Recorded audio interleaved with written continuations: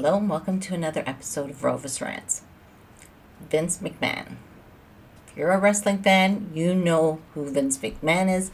You know the stories and scandals that have gone through his career and his legacy.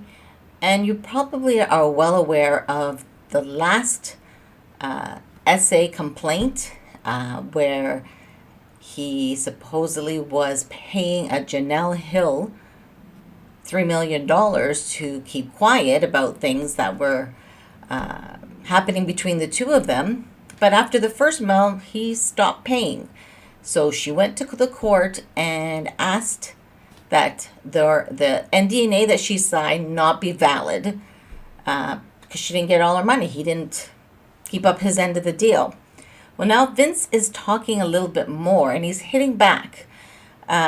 He's saying the WWE employee who accused him of trafficking her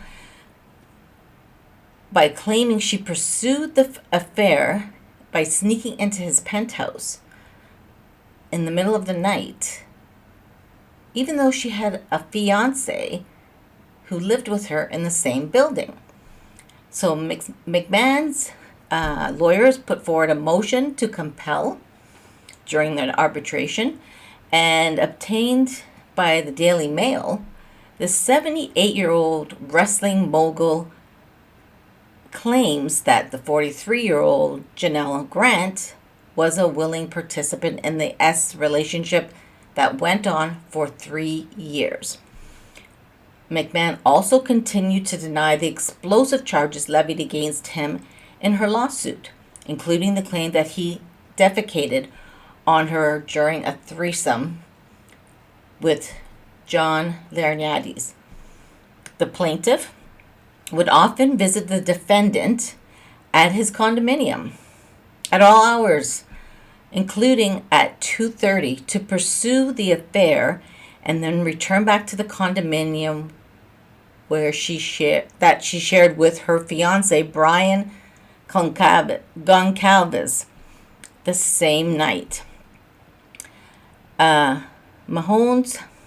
McMahon's motion to compel arbitration, which was obtained by the Daily Mail, says, quote, "It is nonsensical that the disturbing alleged acts in the complaint, including violence, coerced excess, and forcing the plaintiff to be defecated on, were taking place before the plaintiff returned to her lawyer fiance 4 floors below without incident."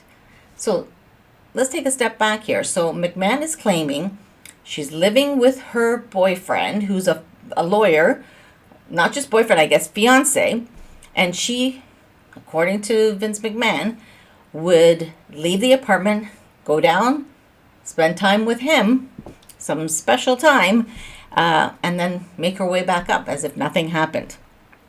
In a statement, Grant's attorney, Ann Callis, insisted that her client was no longer in a relationship with her former fiance at the time referenced in McMahon's filing. Her ex-boyfriend allowed her to stay in the apartment as she rebuilt her life. She had no job and no other financial support to lean back on. And some are arguing that's why she went along with Vince's escapades, let's call it, because she apparently had lost both her parents, who she was a caretaker for, had no money, was living in this upscale condominium where very wealthy people lived, and some people say that's why she did what she did with Vince McMahon. My personal opinion, you can't pay me enough for that crap. And I personally, again, this is my personal opinion, if you are doing those kinds of things with a man over and over and over again on different dates, you're sharing text messages, you're spending time together, you had no problem with what was happening. It was just when he decided not to continue to pay you what he promised, now you've decided to go public. So you're figuring if he's not going to have the money, I'm going to destroy him, basically. Although McMahon's been in this situation so many times, I don't know if this is actually going to destroy him. Grant filed a lawsuit in January accusing McMahon and other WWE executives of trafficking, as well as the emotional and physical abuse during her time with the wrestling promotion. McMahon has resigned from the WWE and sold more than $400 million worth of stock in TKO. So TKO is the companies that were WWE and UFC. They've merged to make TKO. In fact, in a love letter plaintiff wrote to the defendant shortly before the parties ended their relationship, plaintiff described defendant as my best friend, my love, my everything, praising him for being the wonderful, tender, vulnerable, heart on your sleeve soul you really are, the filing reads. Doesn't sound like Vince McMahon, in my opinion, but hey, she had something with him. It is incredulous that plaintiff, a then 42-year-old woman who claims on her resume to have a law degree from Pace University, would have written these words to a defendant months after all the events in the complaint of alleged abuse, coercion, and trafficking took place. Grant's attorney previously responded that a claim in a statement insisting that her client was coerced.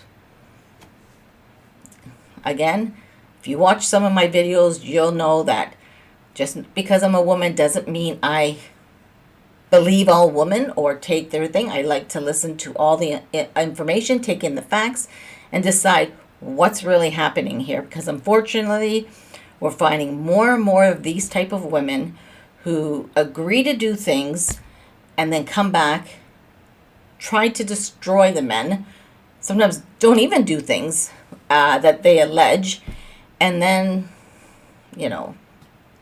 are trying to coerce money out of them, destroy their character so that the gentleman will lose money. Now, don't get me wrong. I think Vince McMahon is a pretty shitty guy. I think he's done a lot of nasty things over the years. Google his name. Google Vince McMahon scandal. You'll find a ton of stuff out there. But, this is just, to me, another part of his legacy that's very tainted, again, in my opinion. It says, frankly, it's pretty disgusting that Vince's weeks late attempt to defend the horrendous behavior he claims to this day that never happened, is to try to showcase letters that Vince himself coerced her to write. Okay, he coerced her to write texts when they weren't together and letters. Okay, I don't know. Well, let's see what's happening here. Grant previously agreed to a $3 million settlement, as I mentioned before, in exchange for signing a non-disclosure, and that was agreed to in 2022. But filed a lawsuit against McMahon in January after he stopped making payments after the initial $1 million. Again, what we had discussed. Her lawsuit seeks to avoid that agreement while his filing this week aims to push the matter into arbitration. Furthermore, Grant claims she suffered bruising, bleeding after McMahon forcibly penetrated her with toys. If you go back and look at my old video about this, you'll see how these toys were named after wrestlers. Anyway, so she also alleges that McMahon and another WWE executive locked her in a room at the WWE Stamford, Connecticut headquarters in June of 2021 and took turns assaulting her during the workday. Now, this part, that gets messy. You're doing stuff at your job. You are the superior. to a subordinate, you're putting yourself in a situation. Anyway, so Grant's filings allege that the married McMahon ensnared her in a sexual relationship by promising to help advance her career before ultimately exploiting her and trafficking her to other executives within the company. That executive that she's talking about is John Laurinaitis. She also alleges there are some potential situations with a wrestler. Again, go back to my old video. You'll get some more information on that. In one alleged text message from 2020, McMahon is accused of sharing a photo of Grant with others and writing, "She may scream and try to say no, and it would be difficult to say anything with a men's package down her throat." Another message allegedly sent by McMahon to Grant a month earlier read, "I'm the only one who owns you and controls who I want to F you." In one text message purportedly between McMahon and Grant, he appears to instruct her to have sex with a WWE executive and a retired wrestler. Again, we've talked about that.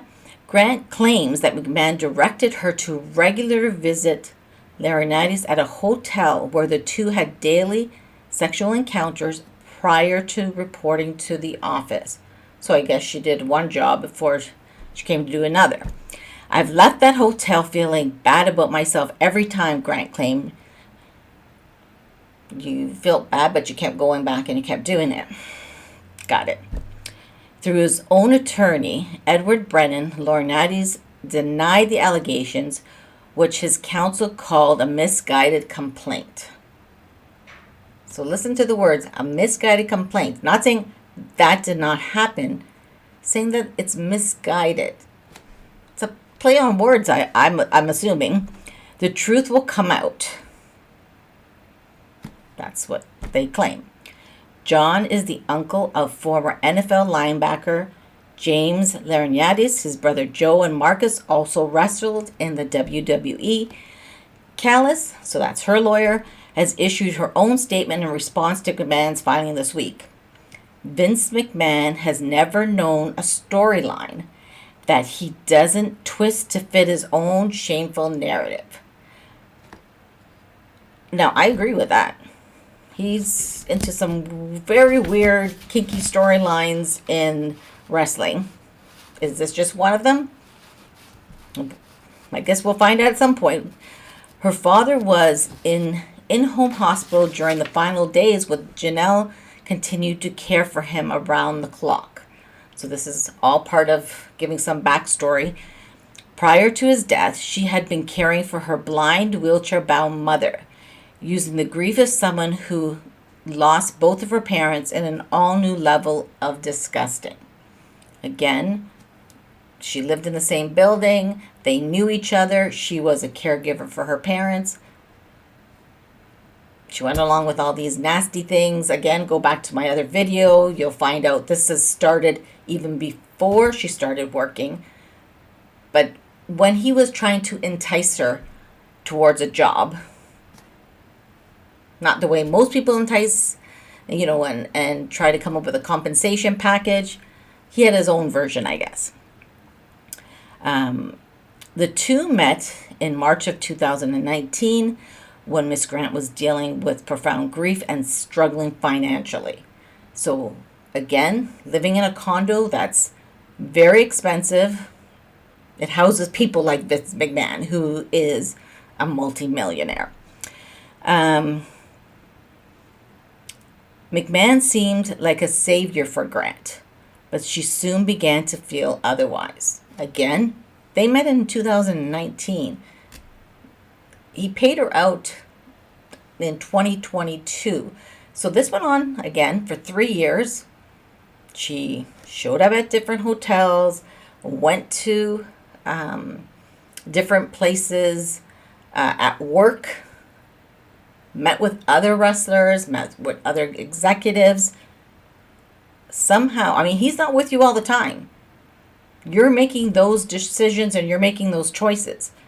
Again, in my opinion, you are upset you didn't get the $3 million you thought you were going to get. I don't know. Subscribe to Rovis Rants. Hit the like button. Tell me what you think about this story. Was this woman put in an awful situation where terrible things happened to her and Vince McMahon took advantage? Or was this woman financially strapped, thought this was a way to get out? Maybe it went further than she expected, but she knew what she was getting herself into. The latter part is how I see it.